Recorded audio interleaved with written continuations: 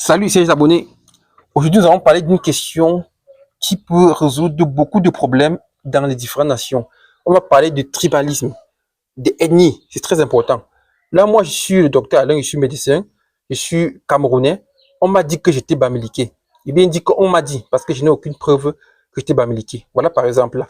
C'est quand même une communauté camerounaise très stigmatisée, particulière, qui fait beaucoup de choses. Bon, on ne voit pas, mais je sais pas.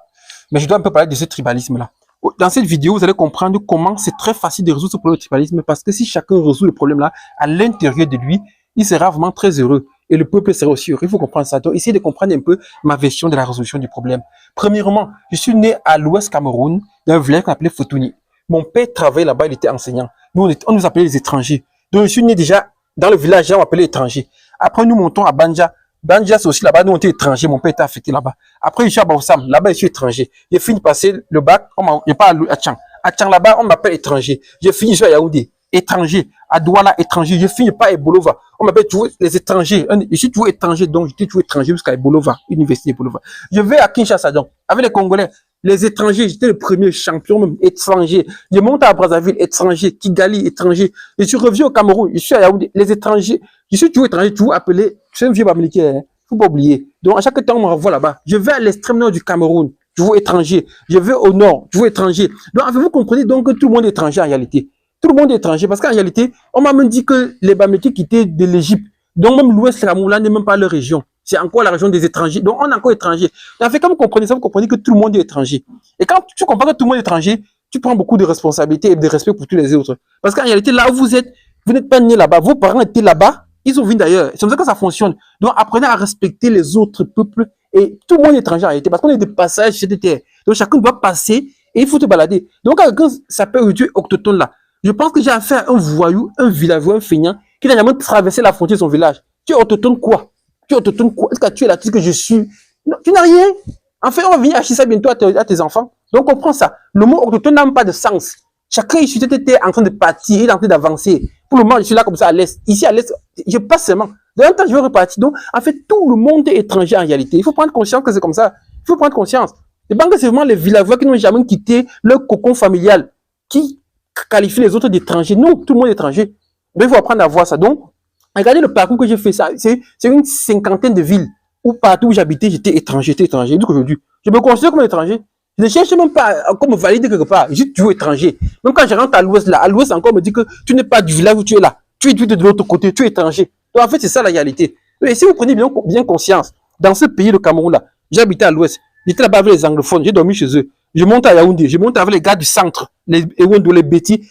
Au sud, là, c'était avec les Boulous que je travaillais là-bas. On dormait ensemble. Mais voilà qui monte, qui va à Kinshasa, avec les Congolais, les Rwandais, les Ougandais. J'étais même malade à Kinshasa, c'était les Angolais qui lavaient mes habits. Donc, quand tu prends conscience de ça, après, au moment où j'ai acheté ma moto, les Congolais, villageois là, on dit qu'ils vont me tuer pour prendre ma moto. Je suis allé habiter chez un Camerounais là-bas. Il était de l'extrême nord. Sa femme était de Bokito, du centre. En fait, quand tu constates que ta vie a été une synergie d'action de tous les peuples qui sont autour de toi, tu commences à respecter tout le monde. Donc aujourd'hui, quand vous parlez de Bamileke là, ça m'énerve un peu parce que mon père est Bamileke, ma mère est Bamileke, mes beaux-parents sont Bamileke. Quand tu parlais des Boulous, tu les insultes les Boulous là, ça m'énerve parce que à Ebolova là, je vivais avec les Boulous là-bas à Ebolova. Quand tu dis que les gars du Nord sont les moutons là, ça m'énerve parce que je vivais chez Taou, c'est un homme de l'extrême Nord. Je sors de l'extrême Nord actuellement, sinon. En fait, quand vous prenez conscience que vous êtes un syncrétisme existentiel et que ce que vous êtes devenu est lié à tout ce que les autres sont, vous ne pouvez pas insulter quelqu'un. Donc quand tu insultes quelqu'un comme moi actuellement, si là, ça me met mal à l'aise. J'habitais chez maman là, la maman était de Bokito, c'est Bafia.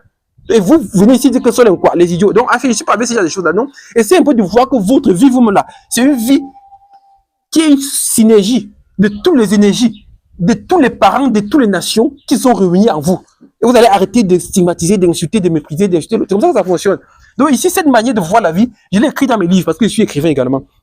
Pour expliquer un peu aux jeunes comment ça n'a pas de sens ce que vous faites. Ça n'a pas de sens. Moi, je suis médecin. Tous les livres que j'ai lus en médecine sont livres européens, écrits par les Américains. C'est-à-dire les vieux Américains, ils sont morts depuis. Donc, je suis exactement comme ça là, le produit des Européens. J'ai été enseigné par les Belges. En fait, mon directeur de moi-même de doctorat était un Belge. Donc, je causais lui depuis Bruxelles. Ce qui fait que je n'arrive pas à comprendre comment tu t'assois comme ça. Tu as un téléphone à main. C'est chinois, c'est indien, c'est togolais. En fait, prenez conscience que vous êtes une sommation du monde à l'intérieur de vous. Vous allez arrêter d'insulter les gens. Non, je suis ici entre les mains de l'Est, des gars de l'Est. Je suis avec les gars de l'Est. Mais ce sont les frères comme les autres. Je suis content d'être là, vous comprenez ça. Donc, apprenez à respecter les uns les autres, vous allez commencer à respecter tout le monde. C'est comme ça qu'on résout le problème de tribalisme intérieurement, dans votre propre fort intérieur. Parce qu'actuellement, si chacun prend conscience que lui, il est la sommation de tous les autres esprits, en fait, il va dire ça à son fils, et toute la communauté va comprendre, tout l'humanité va... C'est comme ça que ça fonctionne. Donc, quand il y a un problème, il faut d'abord résoudre au niveau personnel, après au niveau communautaire, après au niveau humanitaire. Donc, nous voilà. Donc, quand vous voyez la France, aujourd'hui qu'on insulte là, ils sont là, ils disent qu'ils sont français, mais quel français? Mais c'est la sommation des esprits africains. C'est le seul pays au monde qui a concentré plus de puissance africaine que toutes les autres nations. Donc, comprenez que chacun est ça.